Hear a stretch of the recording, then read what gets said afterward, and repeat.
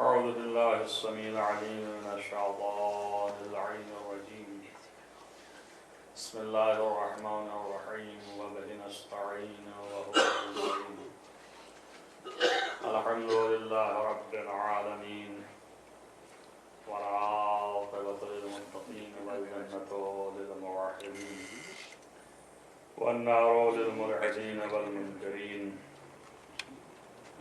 الصلاة والسلام على سيد الأنبياء والمرسلين خاتم النبيين مولانا مولى الكونين جد الحسن والحسين أبي القاسم محمد اللهم صل على محمد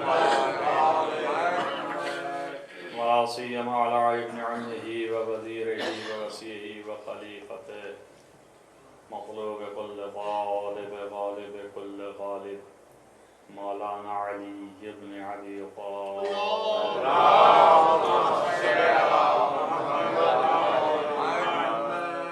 وعلى آله الطيبين الطاهرين المعصومين المظلومين الذين أذهب الله عنهم الرجس وطهرهم تطهيرا.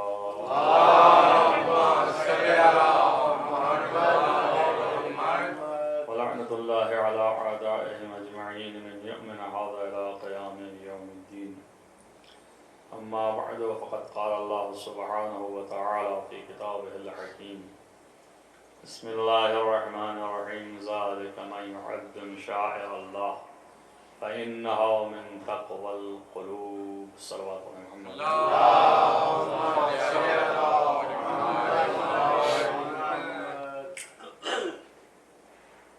اس سلسلے میں گفتگو چل رہی تھی کہ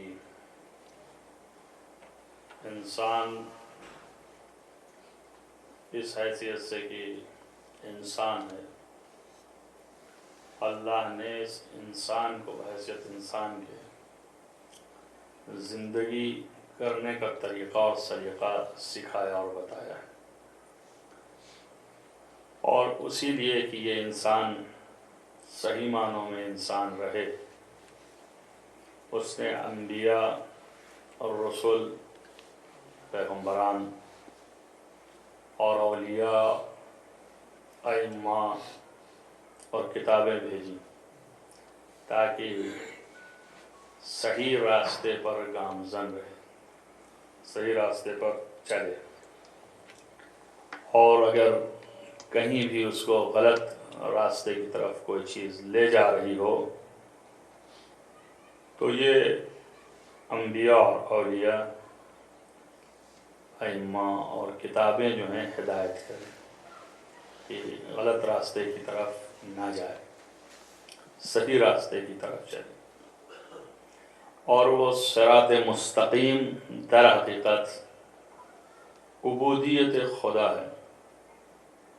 ان اعبدونی ھذا صراط مستقیم، خود قرآن کہتا ہے تم صرف میری عبادت کرو، یہی صراط مستقیم. تو در حقیقت انسان جس صراط مستقیم کو تلاش رہا ہے وہ عبادت خداوند متعال ہے، اس کی فرما برداری، یہی جو ہے وہ صراط مستقیم سیدھا راستہ ہے. اور اس صراط مستقیم پر چلنے کے لیے یعنی یہ کہ اللہ کی عبادت کرنے کے لیے پوری زندگی انسان کی تمام تر اصول و قوانین سے پر ہیں کہ انسان کس طرح سے ہر لمحہ اپنا عبادت خدا میں گزار سکتا ہے، اور کس طرح سے وہ اپنی زندگی کو خدا کی بارگاہ میں ایسا بنا سکتا ہے کہ اس کا ہر قدم مرضی پروردگار کے مطابق ہو، جس کی وجہ سے اللہ کی رحمتیں اس کے ساتھ شامل ہوں اور واقعی طور پر وہ کامیاب زندگی دنیا میں کر کے اٹھے۔ اس ایک کامیاب زندگی کی جو دنیا میں کر کے اٹھے، اس کا نمونہ امیر المومنین علی بن ابی طالب علیہ السلام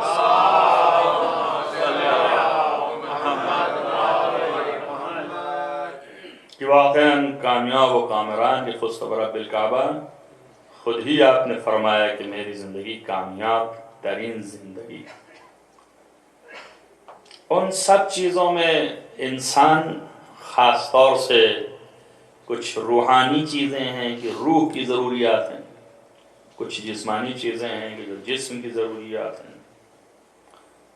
مثلا اگر جسم کی ضرورت ہے کہ آپ جسم کے لیے کچھ کھائیں پئیں تاکہ جسم اپنی جگہ پر قوی ہو اور ہاتھ پیر آپ کا چلے،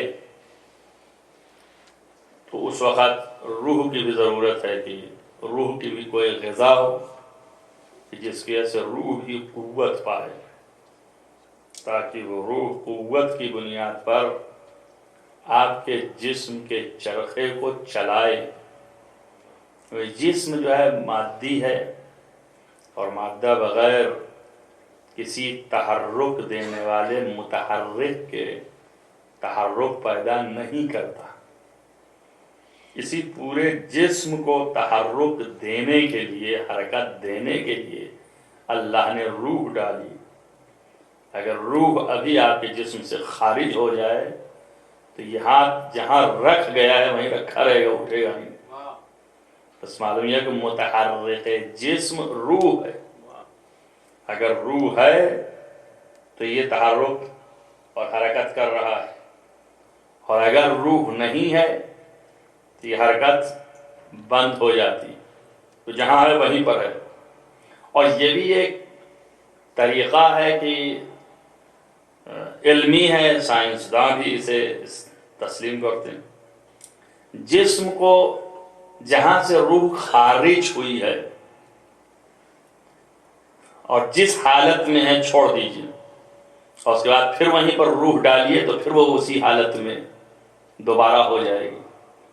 یعنی اگر جسم جو ہے آپ کا تر و تازہ تھا اور روح خارج ہو گئی تو وہ اسی حالت پر باقی ہے، تغیر نہیں آئے گا، اور جیسے ہی روح پڑی ویسے ہی پھر وہ ایسے ہی تر و تازہ دکھنے لگا۔ یہ مادے کی خاصیت ہے، روح پڑتے ہی اس کے اندر تازگی آ جاتی ہے۔ وہ جہاں سے ختم ہوئی تھی روح اور وہ ٹھہر گیا تھا، وہاں وہ ٹھہرا تھا، تو پھر پڑی روح تو پھر وہاں سے شروع ہو گیا۔ قرآنی مثالیں بھی ہیں اس کی، آپ قرآن میں دیکھ لیں اس ایک مطلب کے لیے، گرچہ میرا بیان کہیں اور ہے لیکن بیچ میں یہ آئی بات کہ حضرت عزیر اور حضرت عزیز دو پیغمبر ہیں، اور بنی اسرائیل کے پیغمبر، جب یہ ایک گاؤں سے گزر رہے ہیں قریہ سے، تو وہاں پر دیکھا لوگوں کو کہ اچھے خاصے خوش خرم اچھی حالتوں میں ہیں، اور اس کے بعد جب پلٹ کے آئے تو دیکھا کہ وہ مرحوم ہو گئے، سب کے سب عذاب الہی نازل ہوا اور سب ختم ہو گئے۔ تو ان کا یا اللہ یہ اتنا جلدی کیسے، ابھی تو یہ اچھی حالتوں میں تھے، یہ ایک بارگی ختم ہو گئے، اور پھر یہ حشر میں اٹھائے جائیں گے، تو یہ کیسے اٹھائے جائیں گے؟ تو اللہ نے ان کو بھی موت دے دی۔ ان کے ساتھ ان کا گدھا تھا، اس کو بھی موت دے دی۔ ان کے ساتھ کھانے پینے کی چیزیں جو تھیں وہ بھی ساتھ رہیں، اور 100 یا 150 سال تک مرے لیٹے رہے. اس کے بعد 150 سال کے بعد جو ہے وہ اللہ نے پھر انہیں زندہ کر دیا. اور جب وہ زندہ ہوئے تو گھبرا کے دیکھا انہوں نے دنیا کو. اللہ نے پوچھا کہ کتنی دیر تک تم غافل تھے؟ تو انہوں نے کہا 1 دن یا آدھا دن. تو اللہ نے کہا 100 سال اور 150 سال ہو گئے، 1 دن اور آدھا دن کی بات نہیں ہے. جیسے انہوں نے کہا 1 دن اور آدھا دن، تو اللہ نے کہا نہیں 100-150 سال. اس کے بعد ایک لفظ استعمال فرمائی قرآن نے کہ انظر الی حمارک وطعامک وشرابک لم یتسنہ. تم جو ہے اپنے گدھے کی طرف دیکھو جس کی معمولاً عمر جو ہے وہ 25-30 سال سے زیادہ نہیں ہوتی. اس کو بھی دیکھو کہ وہ 100-150 سال کے بعد ابھی جیسا جوان بچہ تھا ویسے ہی تر و تازہ. اور اپنے کھانے کی طرف دیکھو، جیسا کھانا تھا ویسے ہی کا ویسے ہی ہے. اور اپنے شراب کا، اپنے پینے کی طرف دیکھو. شراب کے معنی یہ نہیں جو آپ پیتے، شراب کے معنی پینا، یعنی پانی، جو پینے کی چیزیں ہیں. اور شاید اسی مفہوم میں اردو میں بھی شراب بولا تھا، لیکن اب وہ چونکہ لفظ مخصوص ہو گیا ہے ایک چیز سے، تو جب ہم شراب بولتے ہیں تو لوگ سمجھتے ہیں وہ والی شراب کی بات ہے. لیکن یہ شراب طہور ہے، پاکیزہ. مورخین نے اور مفسرین نے لکھا ہے کہ یہ پینے والی چیز کیا تھی. انہوں نے لکھا کہ یہ دودھ تھا. کھانے والی چیز کیا تھی؟ انہوں نے لکھا کہ یہ انجیر تھا مثلا. واللہ اعلم. جو بھی تھا وہ اسی طرح تر و تازہ، اسی حالت میں 100-150 سال کے بعد. اس کے بعد یہ ایک لفظ عجیب و غریب ہے کہ پھر اللہ نے کہا کہ یہ سب دیکھو تم، اور یہ سب میں نے اس لیے قرار دیا ہے تاکہ دنیا کے لیے میری نشانی ہو جائے اور یہ علامت ظاہر کرے کہ میں قادر مطلق، میں جس کو چاہوں جیسے جس حال میں رکھوں. 100-200 سال کے بعد زندہ کیا اور وہ چیز اسی حالت میں تر و تازہ ہے. بس ہوا کیا تھا؟ مر گئے تھے، روح خارج ہو گئی تھی، نہیں تھی. جس حال میں روح خارج ہوئی تھی اسی حال میں وہ رہی. اور جب روح پڑی تو اول حالت میں جو تھی اسی طریقے سے وہ تر و تازہ نظر آئی. نظام عالم جو ہے اسی طرح ہے، کائنات پوری ایسے ہی ہے. جیسے آپ کا بدن جو ہے، یہ بدن اور یہ جسم جس طرح اس کے ساتھ ہے کہ روح ہے تو یہ حرکت کرتی ہے، روح نہیں ہے تو حرکت نہیں ہے، ویسے ہی نظام عالم بھی ہے، اس کے ساتھ بھی ایسے ہی ہے. اگر روح عالم موجود ہے تو حرکت ہے، اگر روح عالم موجود نہ ہوگا تو حرکت رک جائے گی. نظام عالم بھی ویسے ہی ہے جیسے آپ کا جسم ہے. امیر المومنین علی بن ابی طالب علیہ السلام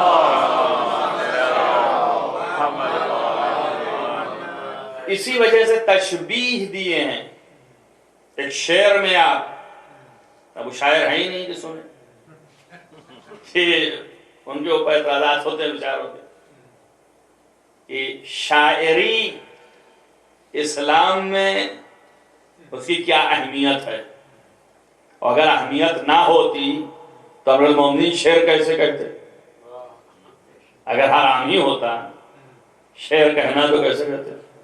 حضرت ابو طالب کے قصائد پیغمبر کی شان میں کیسے ہی ہم تک پہنچتے؟ تغر للنبوت خاتم، یعنی پیغمبر کے چہرے کی چمک کی تشبیہ دی ہے کہ چاند بھی دیکھ کے ماند ہو جاتا ہے، اور جس کے چہرے سے ہم اللہ کی بارگاہ میں توسل کرتے ہیں. حضرت ابو طالب نے وسیلہ قرار دینے کا کانسیپٹ اسلام کے آنے سے پہلے دیکھا، اور سے پہلے بتایا یہ جو آج کل وسیلے سے چڑھتے ہیں وہ اسی وجہ سے چڑھتے ہیں، یہ بنیاد کہاں سے آ رہی ہے؟ اور مکے میں وہ آ گیا تھا قحط، اور ایک ایک لقمے کو ترس رہے تھے لوگ۔ بخاری شریف میں لکھا ہے کہ پیغمبر کو حرم کے پاس لے جا کر کے، یعنی کعبے کے پاس، حضرت ابو طالب نے ہاتھ اٹھا کے اللہ سے گڑگڑا کے دعا کیا اور کہا اس جوان کے واسطے سے میں تجھ سے دعا کر رہا ہوں کہ اپنی رحمت کا نزول فرما۔ تو دعا فوراً مستجاب ہو گئی اور فوراً جو ہے اللہ کی بارش رحمت شروع ہو گئی۔ تو یہ کتنا بڑا کرم ہے اور ذریعہ توسل کس قدر ہے۔ اب دیکھیں کہ پیغمبر ختم مرتبت کو توسل کا ذریعہ حضرت ابو طالب نے قرار دیا تو رحمت باران مکے میں آیا تو مکے والوں کو روٹی نصیب ہوئی، اور اسی طریقے سے توسل کا ذریعہ حضرت فاطمہ بنت اسد نے خود علی مرتضیٰ کو قرار دیا۔ اس وقت جب ولادت کا وقت تھا اور پریشان حال تھیں تو آپ نے کعبے کی دیوار سے اپنے شکم کو مس کر کے کہا تھا کہ بارالہا میں تیری مومنہ ہوں، تیری کتابوں پر ایمان رکھتی ہوں، تیرے رسولوں پر ایمان رکھتی ہوں، تجھے واسطہ ہے بحق ھذا المولود الذی فی بطنی، وہ مولود جو میرے پیٹ میں ہے اس کے واسطے سے میں تجھ سے مانگ رہی ہوں۔ ابھی پیدا نہیں ہوا ہے، اسے کہتے ہیں معرفت ولایت، ولایت کی معرفت پہلے سے، اور توسل کا طریقہ سکھایا۔ اور غلط میں شعر بتا رہا تھا، تشبیہ آپ کو کیا امیر المومنین نے، کیا تزعم انک جرم صغیر، کیا تو یہ خیال کرتا ہے کہ ایک چھوٹا سا کیڑا ہے یہ انسان؟ وفیک انت وعالم الاکبر، تیرے اندر تو پوری کائنات اکبر سمائی ہوئی ہے۔ تو شعر میں فرمایا کہ کائنات، تشبیہ دی آپ کے جسم کو کائنات سے، ایسے ہی کائنات کی بھی حالت ہے جو آپ کے جسم کی ہے۔ آپ کے جسم میں روح حاکم ہے جسم کو حرکت دینے کے لیے، تو کائنات کی بھی کوئی روح ہوگی جو کائنات کو حرکت دے رہی ہو۔ شاید اسی لیے فرمایا ہے کہ لولا الحجہ لساخت السماوات والارض، اگر حجت نہ ہو تو زمین و آسمان منہدم ہو جائیں، ختم ہو جائیں۔ بس کے معنی یہ ہے کہ حجت خدا کی وجہ سے زمین و آسمان چل رہے ہیں اور قائم و دائم ہیں، اپنی حالت پر رواں دواں ہیں، حجت خدا کی وجہ سے۔ اور فلسفہ معراج میں سے ایک نقطہ یہ بھی ہے کہ جب حضور چلے گئے اوپر، تو آج تک یہ مسئلہ ہے نا کہ معراج کا جو انکار کر دیتے ہو تو انکار ہی کر دیتے، اور یہ روایتوں میں موجود ہے کہ کنڈی کی در کی کنڈی ویسے ہی ہلتی رہی، وضو کا پانی ابھی خشک نظر نہیں آیا، اور پیغمبر چلے بھی گئے اور چلے بھی آئے۔ تو ایک تو یہ مسئلہ شدت رفتار ہے، وہ ایک الگ بحث ہے، لیکن میں یہ دوسری بحث آپ کو بتا رہا ہوں کہ جو آپ کے سامنے رکھا حضرت عزیر و عزیز کا، کہ بات دراصل یہ ہے کہ روح کائنات پیغمبر ختمی مرتبت، اور جب روح جہاں سے نکل جاتی ہے وہ اسی حالت پر باقی رہتا ہے، اور جب روح پھر آئی تو وہی تو تر و تازگی دکھائی دی۔ تو جب پیغمبر یہاں سے نکل گئے تو وہ اپنی حالت پر ٹھہر گیا ویسے ہی، اور جیسے ہی پھر آ گئے پھر وہیں سے رواں دواں ہو گیا۔ ایک صلوات پڑھیں محمد والے۔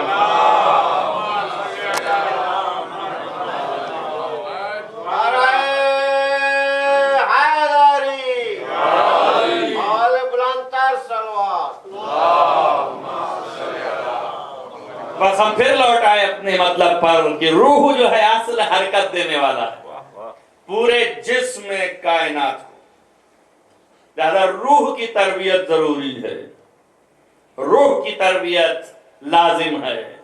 بغیر اس تربیت کے جب روح مملو ہو اپنی قوتوں سے تو جسم کو اور تر و تازہ بنائے، اور زیادہ اس کو محکم بنائے گی. آپ روزمرہ بولتے رہتے ہیں، البتہ یہ ہے کہ تعبیراتیں مختلف ہوتی ہیں، کہنا ایک ہی چیز چاہتے ہیں، کہتے ہیں عبارات مختلف ہیں، حسن جو ہیں وہ مختلف ہیں، عبارات مختلف ہیں، لیکن مطالب ایک ہیں. کہتے ہیں نا بھائی قوت ارادی ہمارا، ول پاورز ان کا دیکھیے یار، کہاں کا بل آیا، کدھر سے آ گیا یہ؟ وہی روحانی قوت ہے کہ وہ قوت پر قائم ہیں جس کی وجہ سے سب کچھ کر لے رہے ہیں. ابھی اس لائق ان کا بدن نہیں ہے کہ وہ کھڑے ہو سکیں، چل سکیں، لیکن وہ قوت ان کے اندر پائی جاتی ہے ارادی، وہ روحانی قوت جس کی بنیاد پر کھڑے بھی ہو جا رہے ہیں ڈگمگاہی کے سبھی. بس معلوم ہے اگر قوت روحانی قوی تر ہو تو جسم جو ضعیف ہوتے ہیں وہ اور قوی ہوتے چلے جاتے ہیں. ظاہر ہوا نا؟ تو اس طرح سے آپ مشاہدہ کریں کہ جس کی جتنی قوت روح زیادہ قوی ہوتی جائے گی اتنے اس کا جسم بھی قوی نظر آئے گا. کیونکہ بظاہر وہ جسم یہی ہے جو آپ دیکھ رہے ہیں، تھوڑے سے گوشت اور چند چربی اور چند ہڈیوں کا مجموعہ، لیکن یہ قوت روحانی جو ہے جتنی بڑھتی چلی جائے، پہلے وہ قوت روحانی رہتی ہے اور پھر وہ قوت ربانی بن جاتی ہے. اور جب قوت ربانی بن جاتی ہے تو یہ جسم پوری کائنات پر تصرف کرنے لگتا ہے.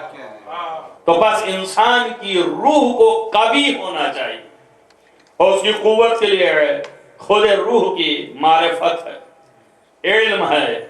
بغیر علم کے معرفت نہیں، کل تو بیان کے ناقصان، بغیر علم کے معرفت نہیں. علم حاصل کریں، علم ڈھونڈیں اور معرفت تلاش کریں. اور اس میں سب سے زیادہ دیکھیں انسانی فطرت ہے یہ. آپ کو جس چیز کے بارے میں یہ معلوم ہو کہ یہ چیز زیادہ قوی ہے، یہ چیز زیادہ مضبوط ہے، تو آپ کا جو بھی مسئلہ ہے اس مسئلے سے متعلق آپ مضبوط ہی چیز کو تو ڈھونڈیں گے.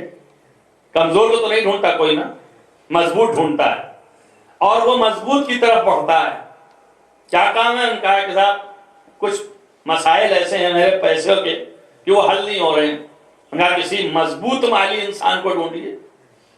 تو اب وہ مال میں چونکہ مضبوط ہے، محکم ہے، یعنی مال زیادہ ہے اس کے پاس، تو اب آپ توسل ادھر کر رہے ہیں. اور کیا مسئلہ ہے؟ انہوں نے کہا صاحب جنگ و جدل کرنا ہے، کسی مضبوط جسم و جسمانیت والے کو ڈھونڈیے. تو معلوم ہے کہ ہر چیز میں جو محکم، مضبوط، قوت مند ہے اس کی طرف رجوع کرتے ہیں، اسی طرف جاتے ہیں. کیوں؟ اس لیے کہ اپنا مقصد اسی سے حاصل ہونا ہے. یہ فطرت انسانی ہے. اور کائنات میں ہر جہت سے محکم و مضبوط خدا ہے، اس سے زیادہ محکم کوئی چیز ہے ہی نہیں. بھئی اگر شجاعت لیں آپ، جس سے آپ چاہتے ہیں کہ کام لینا ہے، یعنی آپ اپنے دشمن کو سرنگوں کرنا چاہتے ہیں، تو ایک شجاع بدن و جسم کے ذریعے سے خدا اس سے بھی زیادہ قوی ہے کہ جو شجاع تر کو ایک اشارے میں ایسا بنا دے کہ یہ بالکل بے شجاع ہو جائے. تب اس سے بڑا قوی تر کون ہوگا؟ مال و دولت میں اس سے بڑا کون ہے غنی؟ یا ایھا الناس انتم الفقراء واللہ غنی عن العالمین. تم فقیر ہو، محتاج ہو ہر اعتبار سے، اللہ جو ہے غنی ہے. الغرض خدا سے زیادہ قوی کوئی نہیں. تو انسان جب فطری طور پر قوی کی طرف متوجہ ہوتا ہے تو اس کو چاہیے کہ اپنے خدا کی طرف متوجہ ہو، اپنے خدا سے توسل کرے، خدا سے قریب ہو. اور اس سے قریب ہوگا تو اس کے روح کو وہ قوت پہنچے گی کہ جو دنیا کی کوئی طاقت نہیں پہنچا سکتی. اور وہ روح حاصل کرنے کے لیے علم حاصل کرنا پڑے گا، معرفت حاصل کرنی پڑے گی، یقین ڈھونڈنا پڑے گا. یہ اس کے مقابل، یقین کے مقابل شک ہے.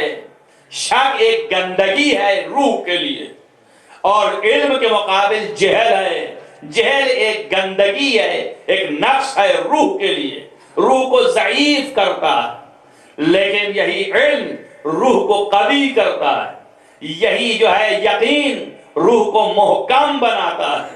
لہذا فطری طور پر انسان کو اگر وہ اپنے آپ کو قوی تر بنانا چاہتا ہے تو اس کو چاہیے کہ علم و یقین کا سہارا لے، معرفت خداوندی پیدا کرے اور اس سے اپنے آپ کو قوی کرے، اور جتنا ہی اس کا روح قوی ہوتا جائے گا دنیا میں اتنا ہی زیادہ وہ کامیاب تر ہوتا جائے گا، اور قوت روحانی کا حصول خدا کے توسل سے ہے، اس سے اپنے آپ کو آپ ملائیں، اور ملانے کا ایک ذریعہ ہے، ان ذریعے کا نام محمد و آل محمد علیہ السلام۔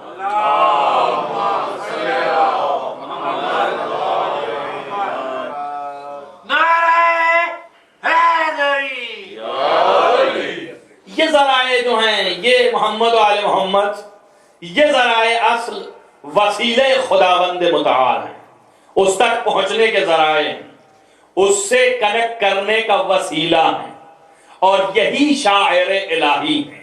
انہی کو قرآن نے کہا ہے مَن يُعَظِّمْ شَاعِرَ اللَّهِ، جو شخص اللہ کی ان نشانیوں کا احترام کرتا ہے، تعظیم کرتا ہے، فَإِنَّهَا مِن تَقْوَى الْقُلُوبِ، تو یہ احترام و تعظیم شاعر الہی کا یہ تعظیم کرنا، اور خود یہ شاعر الہی انسان کے دلوں کے تقوی کے باعث، دیکھیے ایک تقوی ہے جسم کا، آپ نے فلاں حرام کی طرف ہاتھ بڑھایا تھا روک لیا، یہ تقوی ایک جسمانی ہے، اور ایک تقوی ہے روح کا، یعنی فکر کے اندر بھی گندگی نہیں آنے پائے گی، آپ کے قلب کے اندر بھی جو ہے ذرہ برابر تصور حرام نہیں آئے گا۔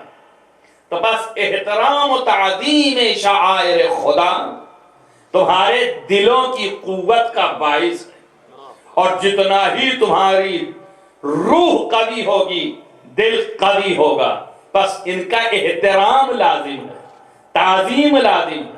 احترام و تعظیم سمجھیں گی کیا ہے؟ احترام و تعظیم آپ اپنے باپ کے سامنے کھڑے ہوں اور اس کے بعد آنکھیں کھول کے اس کو دیکھیں تو ایک فائٹ لگا دیں، اور پھر تھوڑی دیر بعد ہیں یار ابا ہیں آپ ہمارے، کوئی یہ احترام ہے آپ نے کیا؟ آپ کسی مقتدر انسان کے سامنے آئیں اور یہ کہتے جائیں، گالی دیتے جائیں، کہتے ہیں میں آپ کو کچھ کہہ نہیں رہا ہوں، میں آپ سے کہہ ہی نہیں سکتا ہوں، اور آپ پھر ایک گالی دیں، پھر میں کیسے کہہ سکتا ہوں؟ آج کل کا ٹرینڈ ہے، یہ تہذیب ہے، اخلاق ہے، یہ دیکھیے اخلاق کا طریقہ ہے، آپ گالی دیے جا رہے ہیں، بارہ میں کچھ کہہ نہیں رہا ہوں، میں کہہ ہی نہیں سکتا ہوں، میری عادت ہی نہیں ہے کہنے کی، اور پھر ایک پٹ سے کہہ دیا۔ تو یہ کیا ہے؟ دوسرا جو ہے دیکھے گا تو سمجھ لے گا کہ آپ کیا کر رہے ہیں، اور اس کے بعد آپ بنے بھی رہیے ایگزام میں بہت مہذب ہوں، میں بہت صاحب ادب ہوں، میں بہت صاحب اخلاق ہوں۔ ویسے ہی شاعر الہی ہیں، ان کے ساتھ بھی بدتمیزیاں کرتے جائیے، اور اس کے بعد کہیے ہم ان کے چاہنے والے ہیں، ہم ان سے محبت کرتے ہیں، ہماری تو ان سے محبت ہی کا تقاضا تو ہے کہ یہاں بیٹھے ہوئے ہیں، ہم یہاں آئے ہیں۔ بھئی محبت کے معنی یہ ہے کہ انتہائی احترام، انتہائی تقدس، انتہائی تعظیم۔ جب تم انتہائی تعظیم کرو گے تو تمہارا قلب اور دل خود بخود محکم ہوگا، اور جب محکم ہوگا تو خدا کی طرف سے اس کو طاقت و قوت ملے گی۔ یہ آپ کو شاعر الہی کے احترام اور اس کے تعظیم کے لیے آپ پر فرض ہے کہ مَن يُعَظِّمْ شَاعِرَ اللَّهِ فَإِنَّهُ مِن تَقْوَى الْقُلُوبِ، یہ تعظیم، یہ احترام دلوں کی تقویت کا باعث، دلوں کے اندر قوت پیدا کرتا ہے۔ احترام کریں، آپ دیکھیں، آپ یہ احترام ہے۔ آپ کے باپ مر گئے، باپ کا احترام بہت کرتا ہے انسان، اور کرنا ہی چاہیے، احکام قرآنیہ میں بھی ہے، اخلاق دنیاویہ میں سے بھی ہے، کائنات کے عقلاء بھی اس کو مانتے ہیں، دیوانوں کی تو بات ہی نہیں ہو رہی، دیوان تو کچھ بھی کر سکتا ہے، لیکن عقل مند جو ہے وہ مانتے نہیں۔ آپ کی باپ کی میت رکھی ہو اور آپ سے کہا جائے کہ صاحب آپ جو ہے اس وقت آپ ایسا پیشہ اختیار کیجئے جو ناچ گانے کا ہے، تو آپ کا قلب راغب ہوگا ادھر؟ نہیں ہوگا، کہ اس لیے کہ باپ کی میت ہے، اس کا احترام اور پاس و لحاظ دل کے اوپر ہے. تو جلدی سے آپ ایسے عمل کی طرف نہیں جائیں گے کہ جس میں خوشی ہو، بہجت ہو، ذرہ برابر قریب نہیں ہوں گے نا. تو آپ سوچیں کہ یہ آپ کے باپ جنہوں نے آپ کو پیدا کیا، ان کا احترام اتنا ہے آپ کے دل میں کہ اگر کہا جائے کہ ان کی میت رکھی اب آپ خوشی منائیے تو نہیں منائیں گے. اور جن کی وجہ سے آپ کے باپ بھی خلق کیے گئے ہیں، اگر وہ دنیا سے اٹھے ہوں تو اس وقت کون سی چیز داعی اور سبب ہوگا کہ آپ خوشی منائے بجائے غم منانے کے؟ آپ بتائیں. اس کا مطلب یہ کہ آپ کا دل ان کی معرفت نہیں رکھتا، ان کا احترام اور لحاظ و پاس آپ کے دل میں نہیں ہے، میرے دل میں نہیں ہے. تبھی تو یہ حرکت کر رہا ہوں، تبھی تو اس کی طرف راغب ہوں، تبھی تو یہ چیز کرنے کو تیار ہوں. آپ ایک ایک چیزوں کو ملاحظہ کریں اور اس پر مشاہدہ کریں، عمل کریں. دیکھیں میں مجلس نہیں پڑھ رہا ہوں، تقریر کر رہا ہوں، اسی لیے چیزوں کے ایک گنا رہا ہوں آپ کو تاکہ عملی زندگی میں لے آئیں. آپ اس پر سوچیں اور غور کریں کہ کون سی چیز جو ہے وہ احترام کے خلاف ہے، کون سی چیز جو ہے وہ احترام کے مطابق. احترام بہت اہم ہے اور اس کے پیش نظر میں نے ایک دن بیان کیا تھا کہ احترام حضرت معصومہ میں نے ایک سٹنگ میں بیان کیا تھا کہ حضرت معصومہ قوم امام موسیٰ کاظم علیہ السلام کی بیٹی، لقب ہے ان کا معصومہ، معصوم نہیں ہے وہ، لقب ہے معصومہ. معصوم اللہ کی جانب سے صرف 14 ہیں، 14 سے 15 ہم نہیں بنا سکتے. اور اس کے علاوہ اگر اعتقاد رکھیں تو پھر ہمارا اعتقاد فاسد ہے. صرف 14 ہیں. مگر حضرت فاطمہ بنت موسیٰ ابن جعفر کہ جو معصومہ قوم کا لقب ہے جن کو، ان کی عظمت یہ تھی کہ قوم کے بڑے اور بزرگ راوی اور عالم مدینے آئے تھے 7ویں ایمان سے ملنے کے لیے اور کچھ سوالات لے کے آئے تھے کہ ان سوالات کے جوابات مل جائیں ان کو. وہ جب پہنچے تو امام تشریف نہیں رکھتے تھے. خادم نے بتایا کہ امام اپنے اطراف مدینہ میں کچھ زمین ہے، وہاں گئے ہوئے ہیں، وہاں کے محصولات کو لانے کے لیے، کھیتی ہوتی ہے وہاں پہ. تو ان لوگوں نے پوچھا کب لوٹیں گے، معلوم نہیں. تو انہوں نے کہا کہ ہمارے پاس کچھ سوال تھے، ہم سوال کو چاہتے تھے. تو خادم اندر گیا اور اس کے بعد پھر باہر نکلا اور اس نے کہا کہ ان کی بیٹی نے کہا اپنے سوالات دے دو، میں جوابات دیتی ہوں. ان لوگوں نے سوالات بھیجے، حضرت نے اپنے جوابات بیان کر دیے. یہ لے کر کے قوم کی طرف واپس ہونے کے لیے مکے جا رہے ہیں مدینے سے. ادھر سے حضرت موسیٰ کاظم علیہ السلام تشریف لا رہے ہیں. حضرت سے راستے میں ملاقات ہو جاتی ہے. جب ملاقات ہوتی ہے تو لوگ ملتے ہیں اور آپ سے معانقہ کرتے ہیں، چومتے ہیں، تقبیل کرتے ہیں، احترام کرتے ہیں آپ کا. اور اس کے بعد پوچھتے ہیں کہ آپ اب گھر کی طرف تشریف لے جائیں گے تو ہم بھی چلیں. حضرت نے پوچھا کوئی حاجت اور کوئی ضرورت ہے تمہیں؟ تو انہوں نے کہا چند سوالات تھے. تو حضرت نے مسکرا کے کہا ہماری بیٹی نے جوابات دیے ہیں. تو ان کا حضرت پہلا سوال یہ تھا، تو حضرت نے جواب بتایا کہ یہ ہے اس کا. دوسرا سوال یہ تھا، پھر آپ نے جواب بتایا یہ ہے. سارے جوابات جو حضرت نے بتائے وہی جوابات آپ کی بیٹی نے پہلے دے دیا تھا. تو جیسے ہی بیان کیا کہ تو وہی جوابات ہیں کہ جو فاطمہ بنت موسیٰ ابن جعفر نے دیا ہے، جو آپ کی بیٹی نے دیا ہے، وہی ہے جوابات. تو آپ اپنے گھوڑے سے اتر کے زمین پر سجدے میں گر گئے اور فرمایا کہ لاکھ شکر ہے اس خدا کا کہ اس نے ہم کو ایسی بیٹی با کرامت عطا فرمایا. حضرت معصومہ کا مقام یہ ہے، تو انہیں معصومہ کہا جاتا ہے. میں بات اس کی کر رہا تھا آپ کے سامنے، یہ عظمت یہ کس بنیاد پر تعظیم من یعظم حضرت معصومہ جو ہے اس عظمت کی بیوی، لیکن معصومہ نہیں ہے. اور معصوم کے سامنے معصوم کی زیارت نجاست کی حالت میں نہیں کر سکتے. بہت سی عورتیں مجھ سے پوچھا کرتی ہیں وہاں پر کہ میں کیا کروں، یہاں زیارت کرنے جاؤں کہ نہ جاؤں. تو اکثر بتا دو باہر سے زیارت کر لو، اندر مت جاؤ، نزدیک نہ ہو.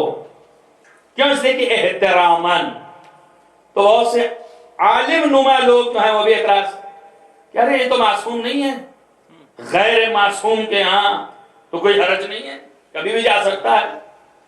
تو میرے استاد آیت اللہ علیہ آغا مرشد نجفی نے اس کا ایک مطلب بیان کیا تھا.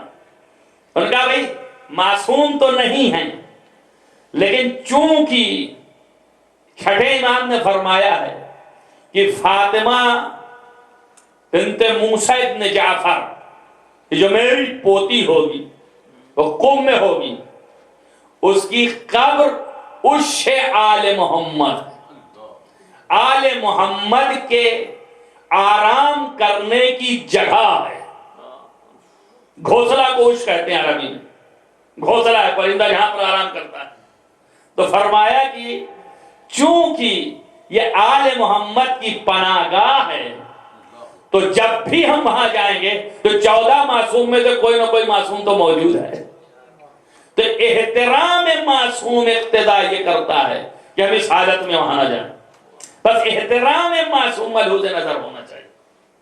من يعظم شعائر اللہ فإنها من تقوى القلوب. شاعر الہی کا احترام عجیب و غریب چیز ہے.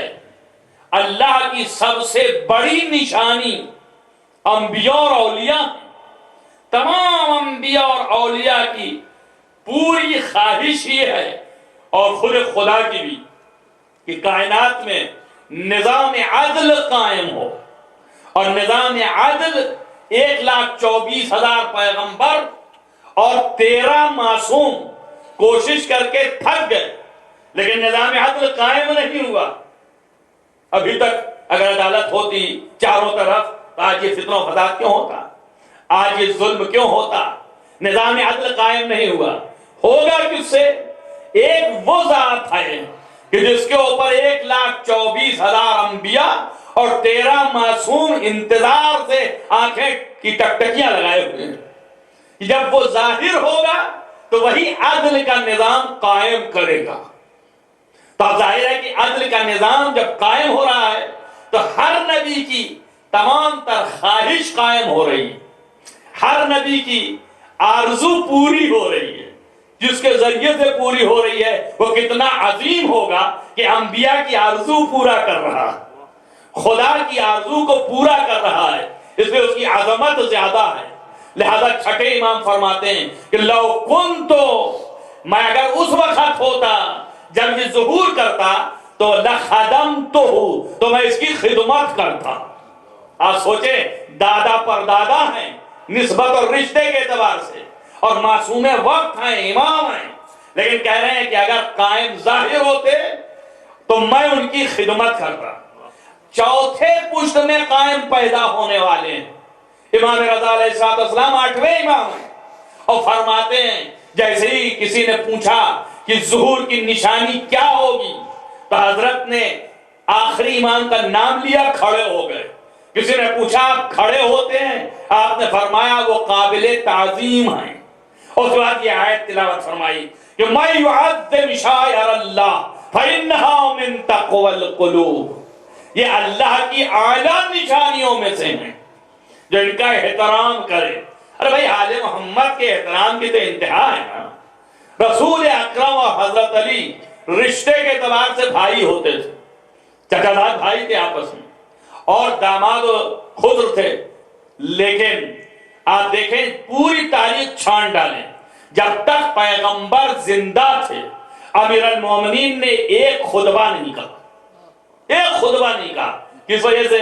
احترام پیغمبر. جب تک پیغمبر زندہ رہے امیر المومنین نے ایک خطبہ نہیں کہا. یہ احترام پیغمبر. امام حسن اور امام حسین دونوں بھائی تھے، 6 مہینے سے زائد کی چھڑائی بڑائی نہیں تھی، لیکن اگر امام حسن علیہ السلام چلتے ہوئے ہوتے تھے تو امام حسین السلام کھڑے ہو جاتے تھے، پیچھے رہ جاتے تھے تاکہ برابری نہ ہونے پائے. بڑا بڑا ہے، چھوٹا چھوٹا. یہ دیکھیں احترامات ہیں، رہنے کے، کھانے کے، اٹھنے کے، بیٹھنے کے طریقے ہیں. امام ضیاء الدین علیہ السلام جو کہ معصوم وقت ہیں، امام وقت ہیں، اور ان کی دوسری والدہ، ان کی والدہ زندہ نہیں تھی، ان کی ولادت کے بعد تاریخ صحیح کے مطابق یہ ہے کہ 15 دن کے بعد آپ کی ولادت کے آپ کی والدہ گرامی دنیا سے وفات کر گئی، لیکن دوسری مائیں ساتھ میں تھیں، دسترخوان پہ بیٹھتی تھی کھانا کھانے کے لیے، تو امام اس وقت تک ہاتھ اپنا نہیں بڑھاتے تھے جب تک کہ ماں لے نہ لے۔ کسی نے پوچھا آپ کیوں ایسا کرتے ہیں؟ کسی مائی نے پوچھا، کہا اس لیے کہ مجھے حیا آتی ہے کہ میری ماں ہاتھ بڑھائے اور میں بھی ہاتھ بڑھاؤں، پہلے وہ لے لے پھر میں دوں گا۔ ادب کا تقاضا یہ ہے، ادب کا طریقہ یہ ہے، ادب کا تقاضا یہ ہے۔ تو ہمیں چاہیے کہ احترام کریں، احترام کا خیال کریں۔ اسی طریقے سے احترامات میں سے آپ کی یہ شاعر الہی ہے، یہ سامنے رکھے ہوئے ہیں، یہ شاعر الہی ہے، ان کا احترام کریں۔ تابوت ہے احترام کریں، تعزیہ ہے احترام کریں، ضریح ہیں احترام کریں، قبور ہے ائمہ ہیں احترام کریں۔ یہ سب احترام باعث ہوگا آپ کے دلوں میں تقوی الہی پیدا ہونے کا۔ من یعظم شعائر اللہ، انہی احترامات میں سے ایک احترام آج کی تاریخ کی ہے کہ تاریخوں نے لکھا ہے کہ جب امیر المومنین علی بن ابی طالب علیہ السلام کی میت ہو،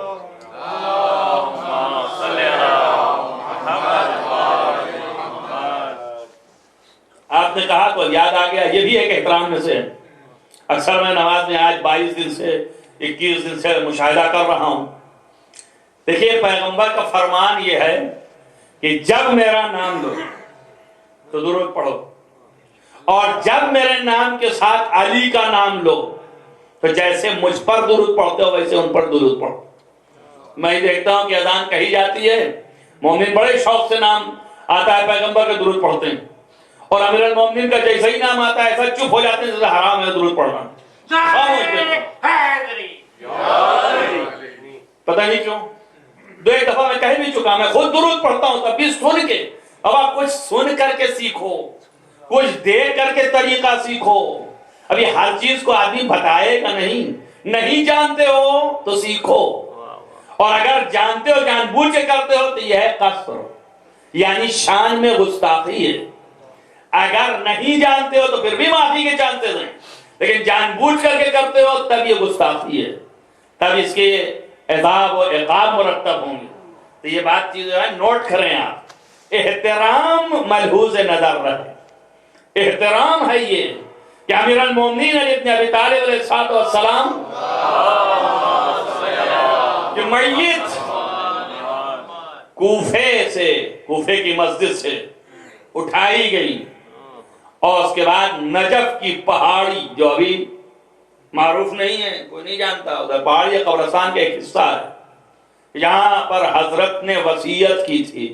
دور دراز استادہ دور تھا کوفے سے، آج بھی دور ہے، اب بستی ہو گئی اس لیے نہیں لگتا آپ کو، اس وقت کچھ بھی نہیں تھا، جنگل تھا۔ آپ نے فرمایا تھا فلاں جگہ پر جاؤ گے تو وہاں پر میری قبر ملے گی، اور اس طرح کی نشانی بتائی، اس کے بعد کہاں پتھر ہٹاؤ گے تو نیچے ملے گا، لہذا اس میں ملا بھی، ویسے ہی روایات بتاتی ہیں۔ تو جب یہ میت لے کے حسنین علیہ السلام جا رہے تھے تو سامنے کوفے اور کربلا کے درمیان، وہ کوفے اور نجف کے درمیان ایک مسجد تھی، اس مسجد کی دیواریں ٹیڑھی ہو گئی، خم ہو گئی۔ احترام امیر المومنین میں، آپ کی میت کے احترام میں مسجد کی دیوار خم ہو گئی، جھک گئی، احترام میں جھک گئی۔ اس بعد لوگوں نے بہت دن تک یہ نشانی رہی، اور پھر مسجد گرایا اور پھر بنایا، پھر جھک گئی، اس کو بگاڑنا چاہا، بہت دن تک ایسا رہا۔ اسی سے اس مسجد کا نام پڑ گیا مسجد حنانہ۔ انحناء کی معنی ہے جھکنے کی، منحنی ہونا ہے جھکنا، جس کا نام بھی پڑ گیا مسجد حنانہ۔ میں احترام کی بات کر رہا تھا۔ احترام کا یہ عالم ہے کہ پیغمبر کی بزم ہے، امیر المومنین نزدیک بیٹھے ہیں پیغمبر کے، اور وہ امیر المومنین نہیں، جبریل نزدیک بیٹھے ہیں پیغمبر کے، اور گفتگو ہو رہی پیغمبر سے جبریل کی، اور سامنے سے امیر المومنین کو آتے دیکھا جبریل نے، تو جبریل کھڑے ہونے لگے۔ جب بالکل نزدیک آ گئے تو کھڑے ہو گئے، تو پیغمبر نے پوچھا جبریل کھڑے ہو رہے ہو؟ کہا جی یا رسول اللہ، اس لیے کھڑا ہو رہا ہوں کہ یہ آنے والا جو شخص ہے اس کا احترام ہم پر واجب ہے، فرض ہے۔ کس بات کا احترام کر رہے ہو؟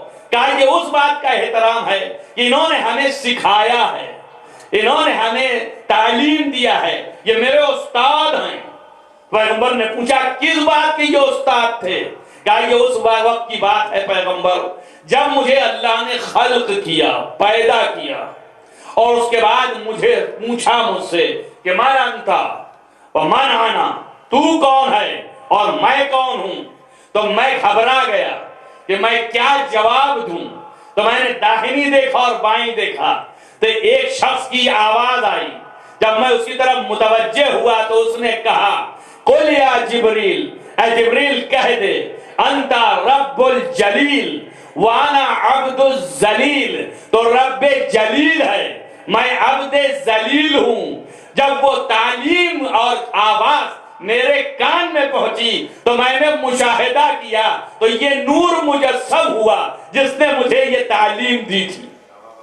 اس تاریخ سے آج تک اس تعلیم کا اثر یہ ہے کہ یہ استاد ہے اور میں شاگرد ہوں، تو جب میں ان کو دیکھتا ہوں ان کا احترام کرتا ہوں۔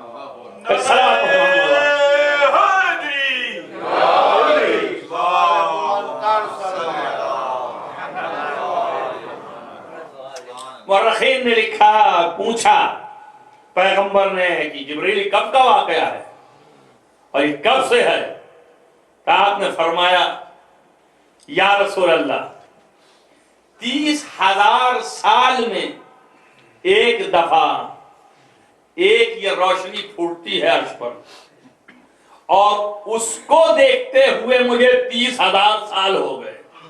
اس سے پہلے کا یہ واقعہ آپ اندازہ کریں کہ اہل بیت کی عظمت کیا ہے، امیر المومنین کی عظمت کیا ہے۔ ایک آدھ چیزیں آپ کے سامنے فضیلت کے بات میں اور پھر مسائل پڑھتا ہوں، چونکہ آج پرسے کی مجلس ہے، سمجھیے ایک طریقے سے آخر وقت ہے۔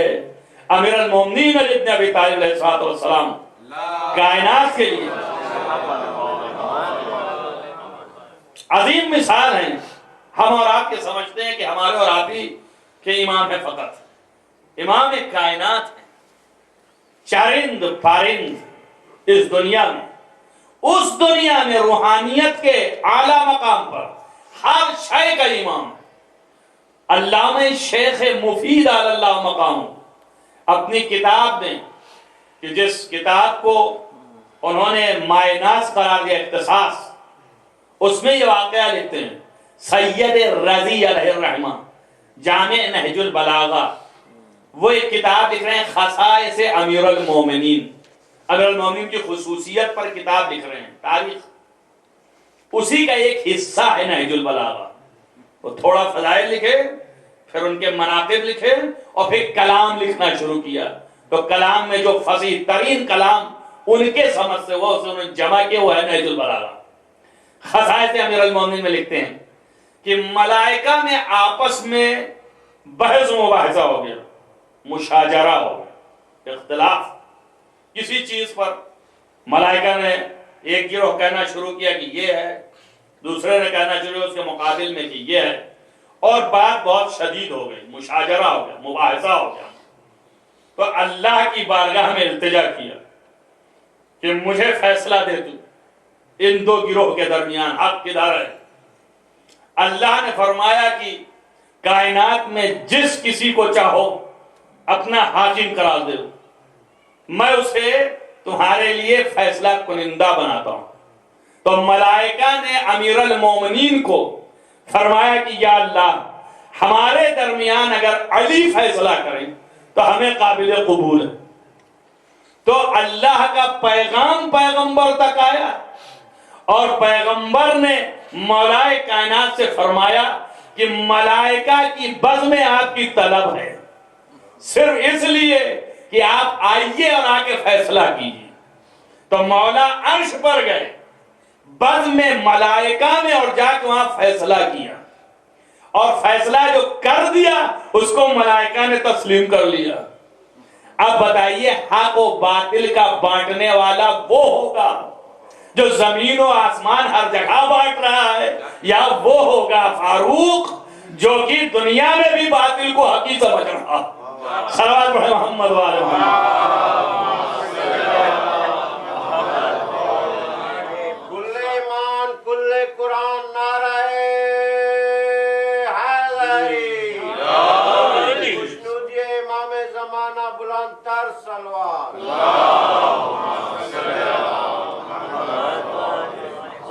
امیر المومنین علیہ الصلوۃ والسلام جن کی شہادت آج کی تاریخ میں ہوئی، عظیم ترین انسان جس کے عدالت اور حق اور انصاف کی انتہا یہ ہے، اس نے فرمایا کہ میں اس وقت تک جنگ کرتا رہوں گا جب تک کہ حق کو باطل کا پہلو چیر کے نکال نہ دے۔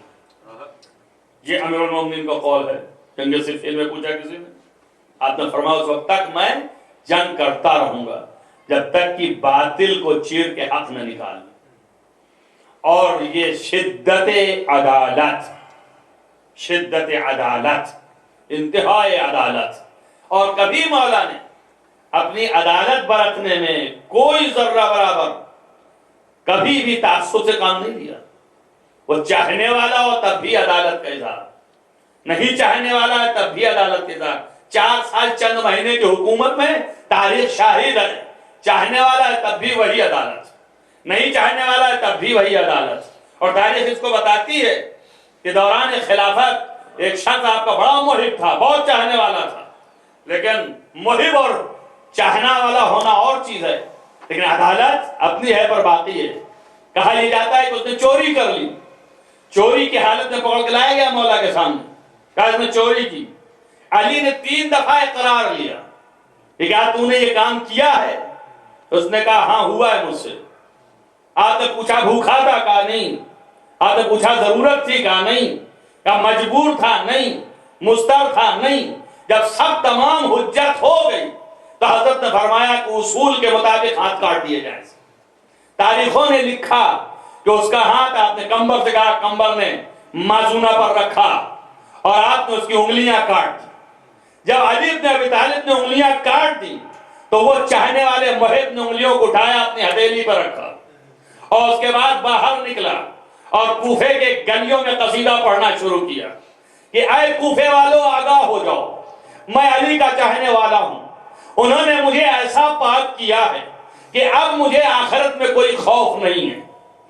مجھے اس نے پاک کیا ہے جو زہرائے عذرا کا شوہر ہے، مجھے اس نے پاک کیا ہے جو سید شباب اہل جنہ کا باپ ہے، مجھے اس نے پاک کیا ہے جو سید المرسلین کا ایک ایسا چہیتا داماد ہے کہ جس کا کوئی بدل کائنات میں نہیں ہے، مجھے اس نے پیدا کیا ہے کہ جس کے قدم جو ہے مہر نبوت پر تھے، مجھے اس نے پاک کیا ہے کہ جس کی شان میں خدا نے لا فتح الا علی لا سیف الا ذوالفقار کا قصیدہ پڑھا ہے، مجھے اس نے پاک کیا ہے اور مجھے اس نے ایسا پاکیزہ بنایا ہے کہ جس کی ذات یہ ہے کہ جسے کہا ہے انما ولیکم اللہ ورسولہ، قصیدے پہ قصیدے پڑھا ہے۔ لوگوں نے آ کے بتایا مولا آپ نے ہاتھ کاٹا تھا، انگلیوں کو ہتھیلی میں رکھ کے کوفے کی گلیوں میں آپ کی تعریفیں کرتا پھر رہا ہے۔ مولا نے مسکرا کے کہا کہ پکڑ کے لایا جائے۔ جب پکڑ کے لایا گیا تو آپ نے پھر معزونے پہ کہا کمبر سے ہاتھ کو رکھ دے، ویسے ہی ہاتھ رکھا گیا۔ انگلیوں پہ کہا کہ جوڑ دے، انگلیوں کو وہاں تک جوڑا گیا۔ آپ نے ہاتھ رکھا اور اپنے خدا کی بارگاہ میں دعا کیا اور اس کے بعد کہا ہاتھ اٹھا لے۔ جب ہاتھ اٹھایا تو انگلیاں اس کی سب ویسے ہی کی ویسے ہی ملی۔ آپ اندازہ کریں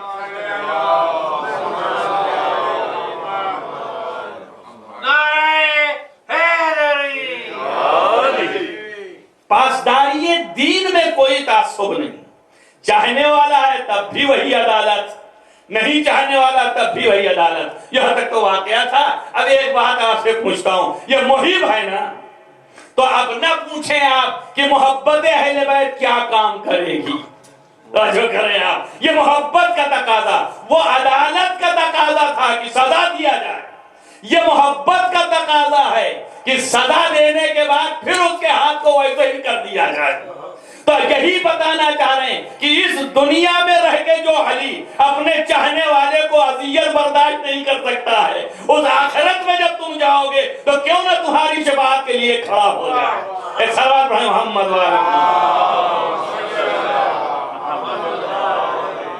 عزیزو، وہ چاہنے والا جو کہ اس قدر چاہنے والا تھا اور علی نے اس کے ساتھ یہ برتاؤ کیا، آپ اور ہم بھی اس لائق ہو جائیں کہ اللہ ہم اور آپ کو بھی ایسے ہی بنائے کہ علی ابن ابی طالب کی شفاعت کے حقدار ہو جائیں۔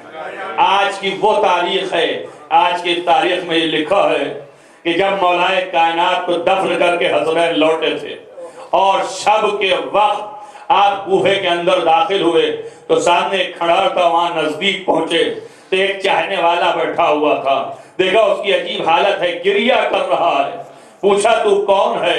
اس نے کہا میں ایک اپاہج ہوں جو پڑا ہوا یہاں پر۔ کہا کس بات کے لیے رو رہا ہے؟ کہا 3 دن ہو گیا، نہ مجھے کچھ کھانا ملا ہے نہ دانا ملا ہے۔ کہا کیوں؟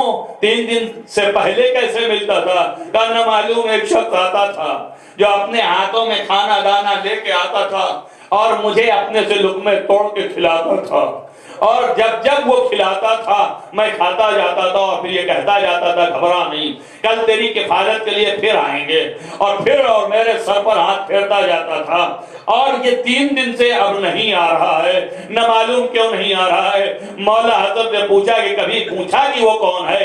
کہا جب بھی میں نے اس سے پوچھا کہ تو کون ہے تو اس نے کہا ایک فقیر ہے جو فقیر کے بازو میں ہے۔ جب بھی میں نے پوچھا کہ تو کون ہے اس نے کہا ایک مریض ہے جو مریض کے بازو میں ہے۔ اس نے کہا ایک بے نوا ہے جو بے نوا کے پاس ہے، ایک ایسا ہے کہ جس کا کوئی مددگار نہیں ہے وہ ایک بے مددگار کے پاس ہے۔ بس وہ یہی کہتا اور کوئی نہیں تھا۔ امام حسن نے فرمایا پھر تمہیں کیا امید ہے؟ کہا خدا اس کو صحت دے، اگر وہ مریض ہے اس کو شفا عنایت فرمائے، اس کو جلدی مجھ تک بھیجے۔ 3 دن ہو گیا ابھی تک میں نے اس کی صورت نہ دیکھی ہے نہ مجھے غذا مل رہی ہے۔ حضرت نے فرمایا بھائی دعا نہ کر اس کی زندگی کی، اب اس کے لیے رحمت کی دعا کر، اس لیے کہ میرا بابا تھا جو کل کا امیر تھا، ایک ظالم نے اس کے فرق پر ایک تیغ مار دی جس کی وجہ سے کائنات سے اٹھ گیا، وہ شہید ہو گیا۔ عزیزو اس شخص نے یہ کہا کہ تم نے کیا کہا کہ میرا چاہنے والا مر گیا؟ کہا ہاں دنیا سے چلا گیا، شہید ہو گیا۔ کہا اے آنے والے شخص یہ بتا اس کی قبر کہاں ہے اور مجھے لے چل وہاں پر۔ تاریخوں نے لکھا کہ امام اس کو پکڑا کے قبر امیر المومنین تک لے گئے اور وہاں لے جا کے جو چھوڑا تو آ کے اس قبر پر گر پڑا وہ شخص اور آواز دیا کہ آج تک تو کہتا تھا کہ ایک بے نوا ہے جو بے نوا کے پاس آیا ہے، آج وہ بے نوا تیرے پاس آیا ہے۔ ارے اٹھو میری کفالت کرو، اب کوئی نہیں کائنات میں جو مجھے بچانے والا ہو۔ اور یہ کہہ کے گریہ کرتا کرتا تڑپ کے مر گیا۔ عزیزان گرامی علی نے ایسے لوگوں کو کوفے میں کھلایا ہے، یتیموں تاریخیں کہتی ہیں کہ جب تابوت اٹھا تھا تو ہزارہ کی تعداد میں یتیم یسیر اور بیوائیں دوڑی کہ آج میرا وارث ختم ہو گیا، آج میرا باپ چلا گیا۔ یتیم بچے رو رہے تھے کہ میری پرورش کرنے والا چلا گیا۔ عزیزو دل چاہتا ہے کہ آپ سے پوچھوں کہ یہی کوفہ تھا نا کہ جہاں امیر المومنین لسٹ وار یتیموں کو کھانا دیا کرتے تھے، غذا گھر میں پہنچایا کرتے تھے، بچوں کو آگوش میں لیا کرتے تھے۔ لیکن اسی کوفے میں علی کی بھی اولاد آئی تھی، ہاتھوں میں رسن بندھی تھی، گلے میں رسی تھی اور ایک پیاسی بچی تھی۔ جب گزر رہی تھی تو کوفے کے بازار میں جب شدت کی دھوپ پڑی تو اسی علی کی پوتی نے پکار کے کہا کہ ہے کوئی جو مجھے ایک چرا پانی پلا دے، تھوڑا سا کاسا آب دے دے۔ عزیزو لکھا یہ ہے کہ قافلہ دھوپ میں بڑھایا جا رہا تھا اور جب سکینہ نے چیخ کے کہا کہ کوئی ہے جو مجھے تھوڑا پانی دے دے تو ایک معظمہ آگے بڑھی اور انہوں نے تھوڑا سا پانی کا دہانہ لائی اور لانے کے بعد کاسے آب سامنے رکھا اور کہا بی بی تم یتیم ہو، ہم نے سنا ہے کہ یتیم اگر دعا کرے تو دعا مستجاب ہو جاتی ہے، تو بیوی میرے لیے دعا کریے مستجاب ہو جائے۔ بس جیسے ہی زینب نے سنا سکینہ کے اس آب خورے پر ہاتھ رکھ دیا، کہا بیوی پانی بعد میں پینا، پہلے دعا کر دے۔ اس کی دعا بس پوچھا کہ تیری دعا کیا ہے؟ اس نے کہا پہلی دعا تو یہ ہے کہ یہ دعا کرو کہ جیسے تم یتیم ہوئے ہو اس طرح ہمارے بچے یتیم نہ ہو۔ سکینہ نے ننھے ننھے ہاتھ اٹھائے، آواز دیا بارے الہ، جیسے ہمیں یتیم کیا ہے ویسے اس کی اولاد کو یتیم نہ کرنا۔ کہ دوسری دعا کیا ہے؟ کہ دوسری دعا یہ ہے کہ کر دو مجھے مدینہ جانا نصیب ہو۔ کہ کس لیے؟ کہ اس لیے کہ میرے میرے پیغمبر، ان کی بیٹی فاطمہ، ان کی شہزادیاں زینب و ام کلثوم ہیں، میرا ان سے ملاقات کرنا اور ان کی زیارت کا دل چاہتا ہے، اور میرے شہزادے امام حسین وہاں پر ہے۔ بس زینب نے اپنے چہرے سے بال ہٹایا، کبھی بھی زینب کو دیکھے گی تو پہچان لے گی، کہا کیوں نہیں، کہا ام حبیبہ پہچانا تم نے، یہ زینب ہے۔ بچے صحیح دیکھو گا بی بی، آپ کیسے رسن بچتا، آپ کیسے بے مقنع و چادر، یہ کوفہ میں آپ اور آپ کے بچے پیاسے، ارے اللہ امیر المومنین اسی کوفے کے شہنشاہ تھے جہاں زینب ام کلثوم اور سکینہ جیسے لائی گئی ہے۔ اللہ یہ عالم کو کیا ہوا، آواز دیا زینب نے بی بی حسین شہید کر دیے گئے، یہ حسین کی یتیمہ ہے، وہ حسین کا سر ہے، یہ سید الساجدین سيعلم الذين ظلموا ينقلبوا منقلبون اللهم اني اسالك باختصار ربانيها والسر المستودع في عندك الله بارك تجھے واسطہ محمد وآل محمد معروفنا اور کبیر والصغیر عفوا نیک اعمال کی توفیق عنایت فرما بارک تجھے واسطہ محمد وآل محمد معبود گناہان کبیرہ والصغیرہ جس قدر ہیں ان سب کو معاف کریں، عبادات کو قبول فرما۔ بارہا جہاں جہاں بھی محبان آل محمد ان کے حفظ امان میں رکھ، روضہ مقدس کی حفاظت فرما۔ بارہا تمام مریضوں کو شفا عنایت فرما، خصوصاً محبان آل محمد میں جو مریض ہیں ان کو شفا عاجل و کامل عنایت فرما۔ بارہا روضہ مقدس کی حفاظت فرما، آپ وہ تمام علماء اعلان کو سایہ ہمارے سروں پر محفوظ رکھ۔ بارہا ہمارے دل و ولایہ آل محمد کو جاگزین فرما۔ بارہا تجھے واسطہ ہے محمد و آل محمد کے معبود امام کو ظہور جلد از جلد فرما، ان کے اصحاب و انصار میں شمار فرما۔ اللہم تقبل من الدعا بحق محمد و آلہ الطاہرین صلوات